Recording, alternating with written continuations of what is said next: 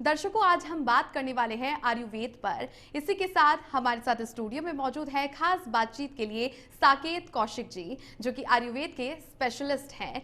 Sir, आपका बहुत स्वागत है। बहुत बहुत धन्यवाद नेशन 27 को मुझे यहाँ आमंत्रित करने के लिए। साकेत जी, आयुर्वेद का हमारे जीवन में क्या महत्व है और ये किस तरह से हमारी हेल्थ के लिए प्रभावी साबित होता है? मैम, बेसिकली आयुर्वेद प्रभाव जानने से पहले हम ये जान ले कि आयुर्वेद असल में है क्या। इसका उत्तर मैं आपको दूं तो शास्त्रों में जो वर्णित बातें हैं कि हिता हितम सुखम दुखम आयुस्तस्य हिता हितम मानम च तच्च यत्रोक्तम आयुर्वेद से उच्यते, यानी जिस वेद में 4 प्रकार की आयु का वर्णन हो, हित आयु, अहित आयु, सुख आयु और दुख आयु, इन 4 प्रकार की आयु का वर्णन जिन वेदों में मिले उसे आयुर्वेद कहते हैं। सीधे शब्दों में अगर अपन कहें तो एक बैलेंस फॉर्म ऑफ लाइफ और एक हेल्दी लाइफ किस प्रकार की हो, वो साइंस आयुर्वेद है। इसकी उत्पत्ति विशेष रूप से ब्रह्मा से हुई और ब्रह्मा से देवराज इंद्र को इसका ज्ञान मिला, देवराज इंद्र से अश्वनी कुमारों को इसका ज्ञान मिला और अश्वनी कुमारों से आगे ये धरती पर अवतरित हुआ। कुछ पक्षों का मानना है कि भगवान धन्वंतरी ने आयुर्वेद को हमारे पृथ्वी पर अवतरित किया, उसे लेकर के आए, और इसकी उपयोगिता वर्तमान में हमारे समय में बहुत ही आवश्यक है, अत्यंत ज़रूरी है। सर, जैसा कि हमने सुना है कि आयुर्वेद जो है वो हमारी सेहत पे प्रभाव करता है, तो क्या ऐसा सच है?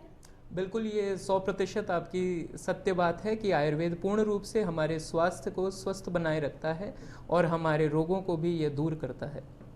सर, जैसा कि हमने देखा है कि आयुर्वेद की जब हम इस्तेमाल करते हैं, जो टाइम लेने में वो थोड़ा सा वक्त लगाता है, इसमें कितना ये प्रभावी है? देखिए, इसमें कुछ हद तक अगर अपन इसको प्रैक्टिकली लेकर के चलें, आयुर्वेद का सिद्धांत ये कहता है कि हम सबसे पहले आम का पाचन करें। आम यानी कि जो बॉडी में हमारे टॉक्सिन्स हैं, सबसे पहले हम उन्हें डाइजेस्ट करें, डाइल्यूट करें, और उसमें लगभग अगर अपन कहें तो उसमें हमें 15 दिन का आसपास का समय लगता है आम के पाचन में, और कई बार 7 दिनों में भी उसका पाचन होता है। ये डिपेंड करता है पेशेंट की बॉडी पर, और साथ साथ में अगले 15 दिनों में फिर हम बॉडी की रिवाइविंग पर काम करते हैं। तो लगभग आप मान के चलें कि सप्ताह भर से लेकर के 1 महीने का समय लग जाता है औषधियों में। लेकिन अगर हम पंचकर्म, जो कि अपने आप में एक डिटॉक्सिफिकेशन की बहुत बड़ी प्रणाली है, आयुर्वेद का हिस्सा है, अगर हम उसे ऐड ऑन करके चलें तो ये रिजल्ट्स हमें और भी जल्दी मिल सकते हैं और लंबे समय तक के लिए हमें एक अच्छे जीवन को जीने में समर्थता मिल सकती है। सर, जैसा कि हमने देखा है कि हम एलोपैथी इलाज के लिए जब डॉक्टर्स के पास जाते हैं तो वो पहले टेस्ट करवाते हैं, उसके बाद में वो दवाई लिखते हैं। आयुर्वेद में ये किस तरह से डिफरेंस है इन दोनों के अंदर? वर्तमान समय में अगर आप देखें तो आयुर्वेद में जो प्राचीनतम हमारी जो डायग्नोसिस की विधि थी, जिसमें हमारे दर्शन, स्पर्शन, प्रश्न, 3 प्रकार के जो हमारे डायग्नोसिस होते थे, साथ साथ में नाड़ी परीक्षण होता था, प्रकृति परीक्षण होता था, ये आज भी वर्तमान में होता है। लेकिन रही बात रिपोर्ट्स की, वो अब आयुर्वेद के चिकित्सक भी इसको कराते हैं ताकि वो अपनी बात को एक दृढ़ता से समाज के सम्मुख रख सकें। और देखा ये भी जाता है कि बिफोर की रिपोर्ट्स और आफ्टर की जो रिपोर्ट्स, यानी ट्रीटमेंट से पहले का और ट्रीटमेंट से बाद का, तो वो एक प्रमाणिक तौर पे ज़्यादातर देखा जाता है कि अपने केस रिपोर्ट बनाने में, अपने आप को केस स्टडीज़ बनाने में उसकी हेल्प होती है। तो हम भी अब उस चीज़ को स्वीकार करते हैं और मॉडर्न साइंस की जो इन्वेस्टिगेशंस हैं उसको हम भी लेकर के चलते हैं। सर, हमने देखा है कि मार्केट में कई सारी मेडिसिन्स उपलब्ध होती हैं, आयुर्वेद की देख लें, एलोपैथी देख लें, होम्योपैथिक देख लें। क्या ऐसा सच है कि हम यदि आयुर्वेद की दवा बिना हम डॉक्टर के कंसल्ट करें अगर ले लेते हैं बाहर से, तो ये कितनी फ़ायदेमंद होगी और कितना नुकसान करेगी? देखिए मैम, अगर आप किसी के कहे में, सुनने में आप ले रहे हैं, जो कि आप कह चुके हैं कि अगर डॉक्टर के बिना परामर्श के आप उन दवाओं का सेवन करने जा रहे हैं, तो या तो आपने अपने किसी सगे संबंधियों में उसके बारे में सुना है, या आपने किसी सोशल मीडिया के माध्यम से आप उसके इन्फ्लुएंस में आए हैं। तो तो अगर आप उन दवाइयों को लेने जा रहे हैं तो पहली चीज तो उन मेडिसिन पे साफ साफ लिखा आता है कि to be as directed as by physician. जो मैन्युफैक्चरर्स हैं वो खुद इस बात को क्लेम कर रहे हैं कि आप इन दवाओं का सेवन एक चिकित्सक की देखरेख में करें। लेकिन अगर आप ऐसी दवाओं का सेवन करते हैं बिना किसी चिकित्सक की देखरेख में, तो इसके साइड इफेक्ट्स भी, इसके दुष्परिणाम भी हमें देखने को मिल सकते हैं, क्योंकि उसमें हमें patient to patient, body to body चीज़ें बहुत ज़्यादा बदल जाती हैं, डोजेज बहुत ज़्यादा बदल जाती हैं। अगर आप चिकित्सक से परामर्श लेते हैं तो आप उन्हें ये बता सकते हैं कि मैंने इसके बारे में पढ़ा है, देखा है, और क्या मैं इस दवा को लेने योग्य हूँ या नहीं हूँ, कितनी मात्रा में मैं इसको ले सकता हूँ, नहीं ले सकता हूँ, इसका निर्णय चिकित्सक पर छोड़े। और चिकित्सक यदि उसमें आपको सुझाव दे कि आप अमुक औषधि ना लेकर के आप दूसरी दवा लीजिए, तो उसको आप स्वीकार करें, उसको माने और उसको लीजिए। सोशल मीडिया पे भी मैं विशेष रूप से कहूँगा कि जिन विषयों को लेकर के वर्तमान समय में बहुत ज़्यादा हर वर्ग के हों, चाहे वृद्ध हों, चाहे वो बालक हों या फिर जो युवा हैं, वो बहुत जल्दी इन्फ्लुएंस हो जाते हैं और जाकर के सीधी दवाइयों को परचेज करते हैं। आप सोशल मीडिया पे भी उनका रेफरेंस ढूंढें, उनको देखें कि ये दवाइयाँ जो बता रहे हैं क्या वो खुद एक डॉक्टर हैं, क्या वो खुद कोई फार्मा से बिलोंग करते हैं, या खुद कोई वो किसी आयुर्वेद की या अन्य कोई मेडिकल किताब का रेफरेंस आपको दे रहे हैं। उन चीज़ों के बारे में जानें, उन जो व्यक्ति विशेष हैं आपको ये बातें बता रहे हैं उनके बारे में आप सबसे पहले जानकारी लें और उसकी पुष्टि होने के पश्चात ही उनकी बातों पर यकीन करें, लेकिन चिकित्सक का परामर्श प्राथमिकता पर रखें। सर, वात, पित्त और कफ आयुर्वेद का मूल सिद्धांत है, आखिर कैसे? देखिए, वात, पित्त और कफ, इन तीनों पे ही हमारा शरीर टिका है, इन तीनों पे आयुर्वेद टिका हुआ है। और ये तीन दोष हैं बेसिकली हमारी बॉडी में, और इन तीनों दोषों के बढ़ने पर और घटने पर हमें रोगों का सामना करना पड़ता है। हम लोग ये कहते हैं आयुर्वेद में कि वायु के विकृत होने पर हमें 80 प्रकार की व्याधियों का सामना करना पड़ता है, पित्त के विकृत होने पर 40 प्रकार की व्याधियों का, और कफ के विकृत होने पर 20 प्रकार की व्याधियों को हमें झेलना पड़ता है। साथ ही साथ ये हमारे मन से भी जुड़े हैं, हमारे विचारों से भी जुड़े हैं। वायु अपने आप में रजोगुण को व्यक्त करता है, रज यानी कि चंचलता हमारे स्वभाव में, उसको ये व्यक्त करता है। पित्त जो कि उग्रता को व्यक्त करता है, और कफ तम को व्यक्त करता है, आलस्य को व्यक्त करता है। तो अगर हम इन तीनों को सम अवस्था में लेकर के चलते हैं तो उससे हमारा सत्विक गुणों की वृद्धि होती है। सत्व को मैं यहाँ मन से जोड़ करके कह रहा हूँ। तो एक अच्छी मेंटल हेल्थ के लिए भी, एक अच्छी फिजिकल हेल्थ के लिए भी इन तीनों दोषों के बारे में जानना हमें बहुत ज़रूरी है। हम वर्ल्ड वाइड जितने भी लोग हैं, ये इन तीनों दोषों का इन्वॉल्वमेंट हमारी बॉडी में है, निश्चित है, और इन तीनों दोषों के आधार पर ही हमारी मूल प्रकृति का भी हमें पता चलता है। तो इससे बाहर कुछ भी नहीं है जो है इन तीनों को लेकर के चलने में है।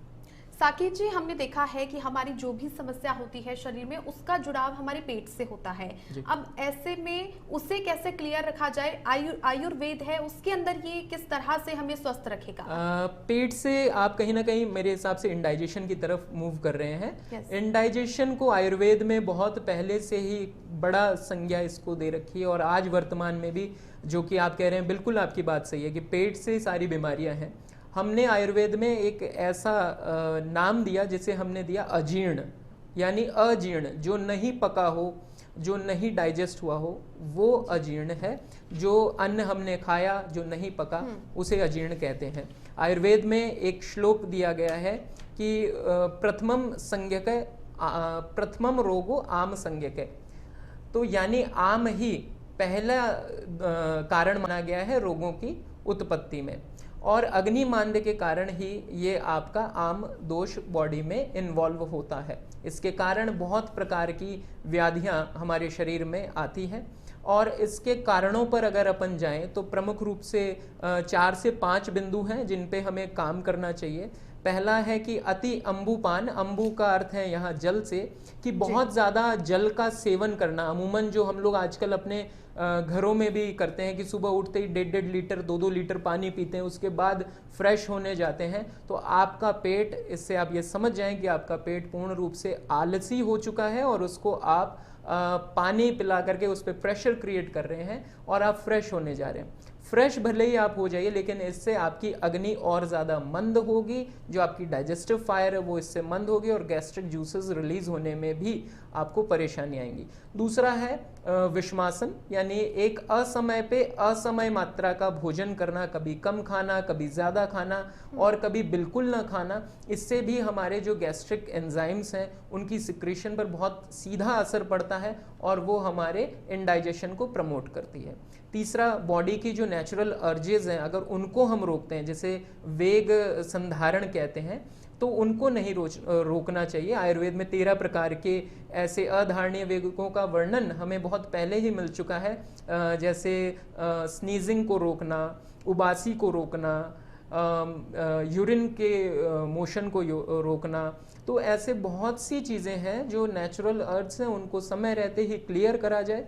साथ ही साथ चौथा, स्वप्न विपर्य एक शब्द आयुर्वेद में प्रयोग में आता है। स्वप्न का अर्थ या नींद से है और विपर्य का अर्थ यानी कि उल्टा, यानी आप दिन में सो रहे हैं और रात में जग रहे हैं। इससे भी आपको गैस्ट्राइटिस जैसी बीमारियों का सामना करना पड़ेगा। और पांचवा सबसे महत्वपूर्ण कारण आपके मेंटलिटी पर है। अगर आप ईर्ष्या से ग्रस्त हैं, आप टेंशन में हैं, द्वेष से ग्रस्त हैं, शोक में हैं और पीड़ा में है, साथ ही साथ कोई मन में आपको नेगेटिव थॉट्स हैं जी। अगर इन भावों से भर करके आप कितना ही अच्छा भोजन करें, वो भी आपके अंदर जाकर के एक विष स्वरूप में ही कार्य करेगा और आपको इंडाइजेशन करेगा। इन सभी कारणों पर हमें ध्यान देना चाहिए और इनसे बचना चाहिए। और इस इंडाइजेशन से अगर हम बचेंगे तो बहुत सी बीमारियों को हम आने से पहले ही रोक सकते हैं। तो देखा दर्शकों आपने कि किस तरह से आयुर्वेद का हमारे जीवन पर, हमारे स्वास्थ्य पर कितना प्रभाव पड़ता है और कितनी ये हमारे लिए सेहत के लिए फायदेमंद भी साबित होती है। बजाय आप देखिए एलोपैथिक देख लीजिए, आप वहीं पर होम्योपैथिक देख लीजिए, लेकिन आयुर्वेद जो कि भारत की परंपरा है, पुरानी है, 5000 साल से भी ज्यादा, जो कि आज भी। अब आयुर्वेद के अंदर स्पेशल हर्ब होती है जो कि हमारे लिए काफी फायदेमंद होती है, वो कौन सी ली?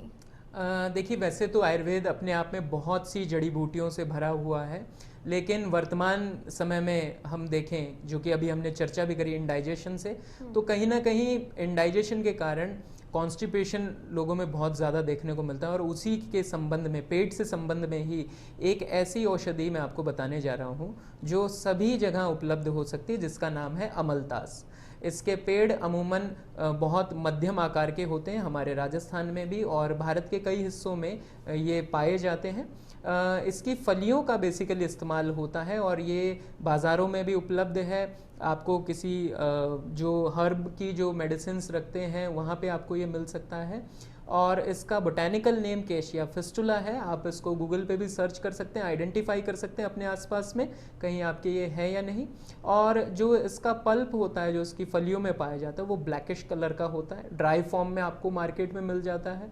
इसको बेसिकली काढ़े के स्वरूप में अगर अपन लें, बिना इसके बीजों को यूज़ करे हुए, ओनली फ्रेश, मतलब ओनली पल्प को, तो ये हमारे पेट के लिए बहुत अच्छा है। एक माइल्ड लेग्जेटिव भी है जिसकी आदत हमें नहीं लगती है। साथ ही साथ रूमेटॉइड अर्थराइटिस में यूरिक एसिड जिनको बढ़ा हुआ रहता है, गाउट के जिनको परेशानियां हैं, उसमें भी इसके क्वाथ को यूज़ किया जाता है। इसके पल्प को पेस्ट फॉर्म में अगर बना लिया जाए, पानी में मिलाकर लेप बनाया जाए और रूमेटॉइड अर्थराइटिस में लगाया जाए, तो उस पर भी इसके बहुत ज़्यादा बेनिफिट्स देखने को मिलते हैं। अगर इस पेड़ की छाल, जो कि अमलतास की अगर पेड़ की छाल आपको अगर मिलती है, तो उसका काढ़ा बना के अगर गार्गल्स हम लोग करते हैं, तो थ्रॉट में अगर कोई इन्फेक्शन हो, यहाँ तक कि थायराइड ग्लैंड में अगर किसी तरह की स्वेलिंग हो, तो उसको भी उससे रिड्यूस कर सकते हैं। इसके फ्रेश लीव्स के अगर जूस को लगभग 5 ml के अराउंड अगर पेशेंट को पिलाते हैं, तो फेशियल पैरालिसिस जैसे जो पेशेंट्स जिनसे वो पीड़ित हैं, उनमें बहुत अच्छे रिजल्ट्स देखने को मिलते हैं। तो अमलतास अपने आप में एक बहुत अच्छी मेडिसिन है और शास्त्रों में इसको यहाँ तक कहा गया है, असमानतात रुजाम वदति। हर प्रकार की रुजा को, हर प्रकार के रोग को शांत करने के लिए अमलतास पर्याप्त है। सर, आयुर्वेद के अंदर नीज की, आजकल घुटनों की जो प्रॉब्लम है वो काफी लोगों में देखी जा रही है, इससे कैसे खत्म किया जाए? ऑस्टियोआर्थराइटिस से इसको हम कोरिलेट कर सकते हैं। वर्तमान में बहुत से लोग इससे पीड़ित हैं और इसमें आयुर्वेद का अगर दृष्टिकोण लिया जाए तो इसमें वायु दोष, जो वात दोष होता है, उसकी इसमें बहुलता मिलती है, उसके कारण यह रोग हो रहा है।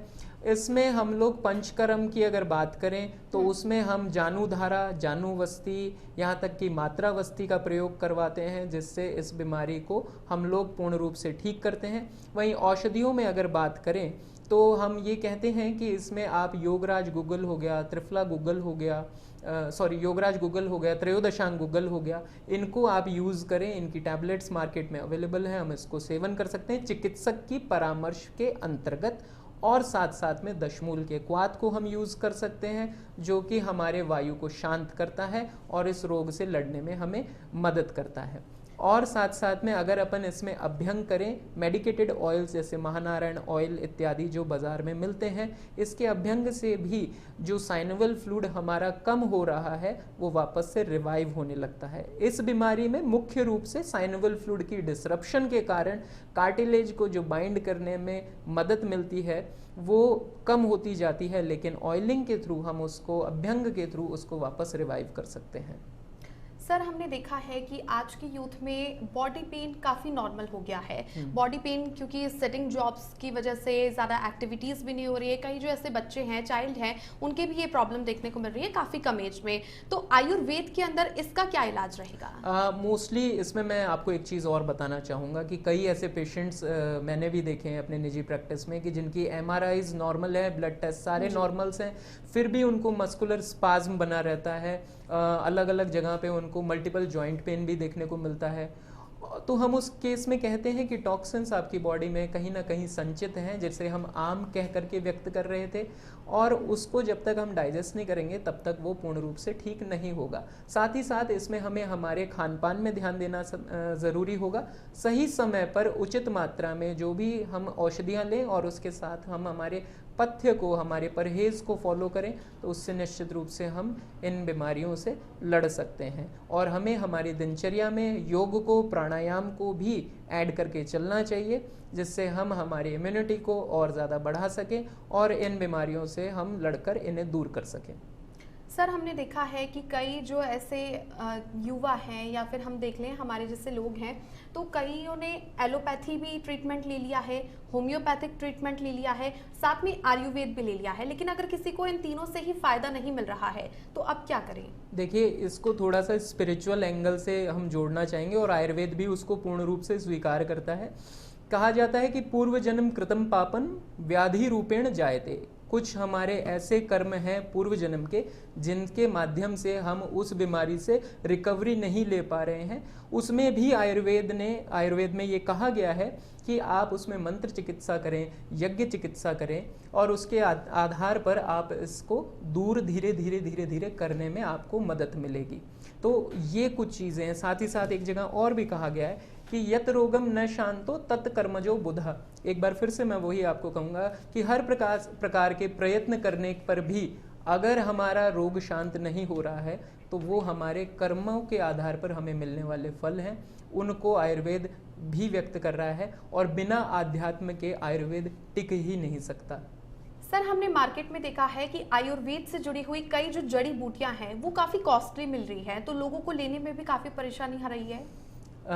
सारी औषधियाँ तो हम नहीं कहेंगे कि कॉस्टली है, बट कुछ ऐसी हर्ब्स हैं जैसे सिबकथ्रॉन है या कीड़ा जड़ी है जो प्राप्त करना बहुत ही दुर्लभ होता है, बहुत दुर्गम स्थानों पर ये मिलती है, बहुत high altitudes of the ranges में जाकर के इनकी उत्पत्ति होती है। तो जाहिर सी बात है कि वहाँ से जब इनको प्राप्त करना होता है तो इनकी महंगाई बढ़ जाती है। लेकिन हम उसके तर्ज पर ऐसी भी कई औषधियाँ हैं जिनको हम हमारे बहुत कम रेंज में भी हम उनको खरीद सकते हैं और उनसे हमारा स्वास्थ्य उत्तम बना सकते हैं। जैसे कि अमलतास, मैं आपको अभी जिसके बारे में बताया था, मार्केट में अगर आप जाएंगे लगभग 40 रुपए में 100 ग्राम आपको इजीली कहीं भी अवेलेबल हो सकता है। और जो महंगी औषधि जिसका जिक्र भी मैंने किया था, कीड़ा जड़ी, लगभग वो 1.5 लाख से 1.25 लाख रुपए का आधा किलो या 1 किलो अवेलेबल होता है। तो हम कंपैरिजन लेकर के देखें तो बहुत सी चीज़ों में, लेकिन ये कहीं हद तक पूरा सही नहीं है कि हर औषधियाँ, हर जड़ी बूटियाँ महंगी हैं। बहुत सी ऐसी जड़ी बूटियाँ हैं जो बहुत सस्ते में अवेलेबल है हमारे पास में। सर एक मिथ काफ़ी चलता है आयुर्वेद को लेकर के कि आयुर्वेद की जो दवाइयाँ होती हैं, जो यदि व्यक्ति उसको पर्टिकुलर यूज़ में ले रहा है अपनी दिनचर्या में कि अपनी हेल्थ को और बेहतर बनाने के लिए, तो ऐसा कहा जाता है कि काफ़ी देर से असर करती है, इसे यूज़ मत कीजिए। ये एक कंप्लीट मैं इस बात से डिसएग्री करता हूँ। बहुत सी ऐसी चीज़ें हैं जो क्विक एक्शन में वर्क करती हैं, इवन दो कि जो मैंने आपको बात कही, अगर पंचकर्म को हम लोग ऐड ऑन करके चलें हमारे ट्रीटमेंट में औषधियों के साथ, तो बहुत जल्दी हमें रिजल्ट्स देखने को मिलते हैं। इनटेक ओरल मेडिकेशंस में भी कई ऐसी रस औषधियाँ हैं जो कि क्वाथ औषधियों से बहुत जल्दी फ़ायदा देती हैं, यानी वो थोड़ा मेटालिक कंपाउंड में आती हैं, स्वर्ण युक्त औषधियाँ आती हैं, हमारी बॉडी के लिए कंप्लीट सेफ होती हैं, उनमें कोई हमें परेशानी नहीं होती, उसको हम इजीली इनटेक कर सकते हैं under the observation of Ayurveda doctor. तो उसको अगर हम लेकर के चलें तो बहुत जल्दी भी हमारे सामने रिजल्ट्स देखने को मिलते हैं। सर डाइट की बात चल रही थी, तो डाइट को लेकर के हमने देखा है कि आयुर्वेद का जो ट्रीटमेंट है वो हम कर रहे हैं, लेकिन इसी बीच में हमने वो डाइट छोड़ दी है।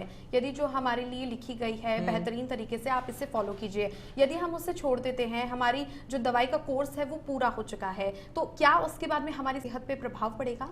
देखिए, कभी भी जो आप डाइट छोड़ने जा रहे हैं उसको डॉक्टर के सुपरविजन में ही छोड़ें। कोई भी ऐसी डाइट नहीं है कि जो आजीवन चलती रहे, कुछ रोगों को छोड़ करके, लेकिन अमूमन कुछ डाइट्स को हम वापस रिवाइव करते हैं और धीरे धीरे जो हमारे नॉर्मल खान पान है उसमें भी हम उसको ऐड ऑन कर सकते हैं।